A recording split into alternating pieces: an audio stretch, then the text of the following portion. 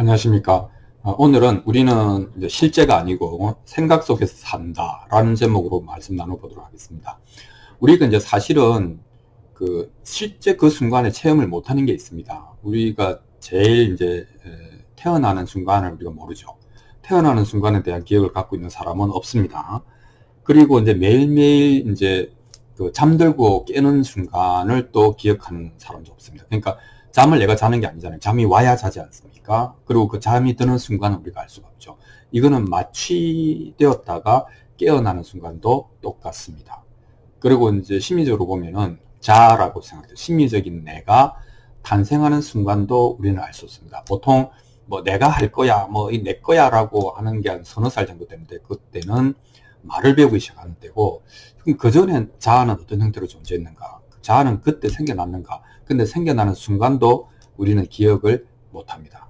기억을 못한다는 것은 그 해마를 통해서 입력이 안 됐다는 거거든요. 그러니까 언어로 입력이 안 된 거는 우리는 기억이 없는 거죠. 그래서 정말로 중요한 것들, 실존적으로 중요한 것들은 직접 경험이 없어요. 직접 경험이 없고 나중에 들어서 알게 되는, 지식으로 알게 되는 거예요. 그러니까 너는 몇 날 며칠 어느 병원에서 태어났다더라, 이렇게 되는 것이죠. 그래서 체험이 아니라 정보로서 아는 거다, 이렇게 이야기를 할 수 있겠습니다. 그래서 태어났다고 하니까 나는 태어났구나, 그것이 굳어지면 나는 태어났다, 이렇게 태어났다는 소식을 듣고 태어난 것 같이 생각하다가 태어났다라고 확신하게 되는 그런 과정으로 가게 되죠. 근데 태어남에 대한 직접적인 체험을 하는 사람은 없다, 이렇게 이야기할 수 있겠습니다. 자, 그러면 그걸 유추해서 보면 우리가 결국은 체험할 수 없는 것이 있는데, 그것은 죽음이죠.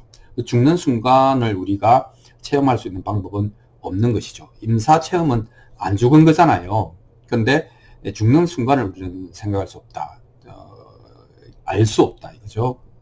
그래서 이제 블랙홀로 치면 사건의 지평선 아래로 꺼져버리면 거기서는 인식작용 자체가 불가능하기 때문에 죽는 순간도 우리가 알 수가 없다, 이렇게 이야기를 하는 것이죠. 그래서 이제 죽음은 지적인 인식이 불가능한 영역이다, 현상이다, 이렇게 이야기를 하시죠. 안다고 하는 것, 인식한다고 하는 것은 주관과 객관이 있는 것인데, 내가 죽는다라고 하는 주관과 객관이 성립하지 않는 영역이다, 이렇게 이야기를 할 수 있겠습니다. 자, 그래서 정리해보면은 참으로 중요한 실존적인 이제 순간들은 체험이 아니고 정보 습득으로 내가 간접 경험하는 것이다 라고 하는 것을 잘 생각해보면, 곰곰이 생각해보면 다 그렇습니다. 그래서 실제 경험이 없기 때문에 정직하게 말하자면 우리는 그걸 몰라요. 모른다 하는 것이 정답이죠. 그런데 우리는 그 모른다라고 하는 것을 지식이나 신념으로 꽉꽉 채워서 삶은 이런 것이고 죽음이라고 하는 것은 이런 것이다 라고 뭐랄까 믿는다 할까, 우긴다 할까, 뭐 그렇게 해서 이 빈 곳을 메우고 있다, 이렇게 이야기를 할 수 있겠습니다. 하지만 원래 모르는 것이기 때문에 아무리 메워도 메워지지가 않는 그런 이제 허무와 불안이라고 하는 문제를 갖고 있다, 이렇게 이야기를 할 수 있겠습니다. 근데 이제 왜 그러냐, 왜 그걸 자꾸 그 틈을 메우려고 하냐, 모른다고 하는 영역을 우리는 불편해하는 것이죠. 그래서 그건 스트레스가 되는 거죠. 스트레스의 정의 자체가 예측하지도 못하겠고 통제하지도 못하겠으면 스트레스거든요. 그러니까 죽음이라고 하는 현상은 예측할 수도 없고 통제할 수는 더더욱 없으니까 그건 스트레스죠. 그러니까 온갖 상상을 하고 온갖 설명을 해서 그 부분을, 불안의 부분을 메꾸려고 한다라고 하는 것은 인간의 본성에 가깝다, 이렇게 이야기를 할 수 있겠습니다. 마음 공부를 한다라고 하는 것은 모르는 것은 모르는 채로 놔두는 것이 아닐까 하는 생각을 해봅니다. 그것이 상책일 수 있다는 것이죠. 그래서 논리적으로 어디까지 갈 수 있는가 하면, 근데 이것은 알 수 있는 것이 아니네 하는 데까지는 지적인 능력이 그걸 알아차리도록 또는 깨닫도록 도와줄 수가 있죠. 그런데 이것이 굉장히 중대한 전환점이죠. 왜 그런지 몰라도, 그러면 무엇인지 그거는 몰라도 이거는 알 수 있는 것은 아니다, 죽음이라고 하는 현상은 그런 얘기를 할 수 있죠. 굉장히 중요한 실존적인 순간들은 우리는 알매 속해 있지 않다 라고 하는 것을 알게 됩니다.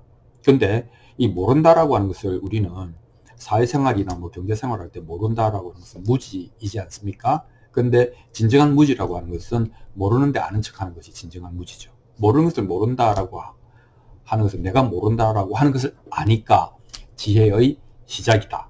이렇게 얘기를 하겠습니다. 모르는 것을 안다라고 말하는 순간에 우리는 이제 그 실수를 덮기 위해서 너무나 많은 이제 먼 길을 가게 되는 것이고, 그것이 근본적인 문제가 된다. 이렇게 이야기를 할 수 있겠습니다. 그러면 우리가 뭔가 지적으로 몰랐을 때 사는 게 불편해지냐? 아니라는 것이죠. 그러니까 뭐 한두 살짜리 아이들 행동, 뭐 침대에 올라가고 침대에서 내려가고 하는 행동을 한번 보시면 굉장히 잘하죠.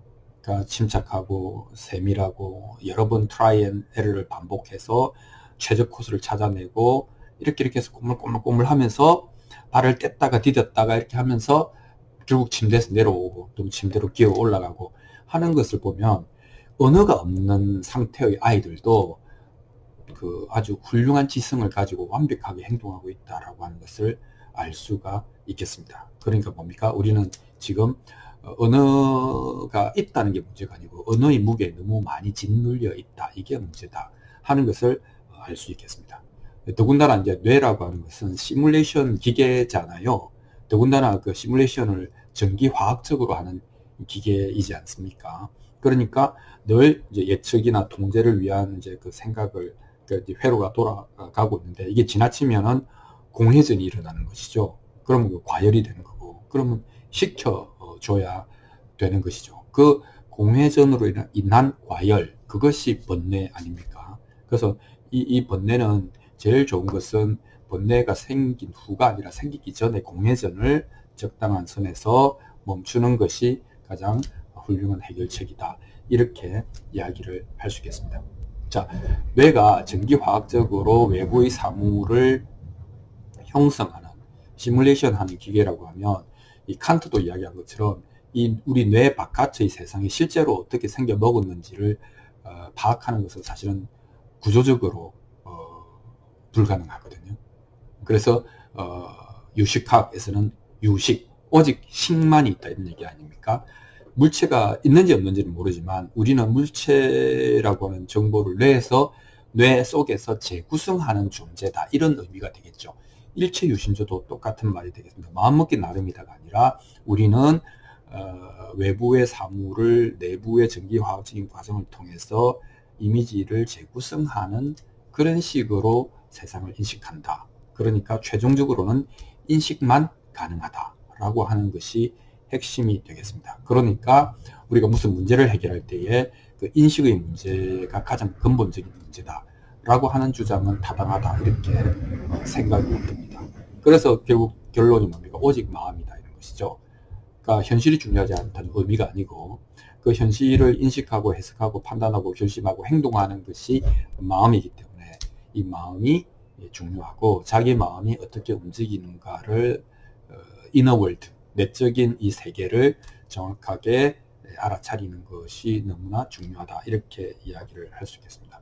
그렇기 때문에 마음밖에 없기 때문에 우리는 이제 내가 보는 자고 내 밖의 현실을 내가 인식하는 그 인식 대상이 있고 이렇게 쪼개서 분열되어서 보지만 실제로 내 눈에 보이는 것이 나다 라고 하는 파격적인 선언이 가능한 것이죠. 왜냐하면 나는 내가 재구성한 세계를 이 말로 뭐 이렇게 표현하는 것에 불과하다, 이렇게 이야기를 할 수 있겠습니다. 그러니까 오직 내 머릿속에 구성된 세계가 내가 파악하고 생활하는 세계의 전부다, 이렇게 이야기를 할 수 있겠습니다. 더 멋진 조합, 더 멋진 이미지가 있을지는 모르지만 그것이 지금의 나다라고 하는 것이죠. 그러니까 다르게 이야기하면 내가 보는 것이 곧 나다, 이렇게 이야기를 할 수 있겠습니다. 그러면 조금 더 나아가면 내가 이 세상을 만들었다, 이렇게 이야기할 수 있겠습니다. 이때 만들었다고 하는 것은 물리적으로 만들었다기보다는 나는 이 세상을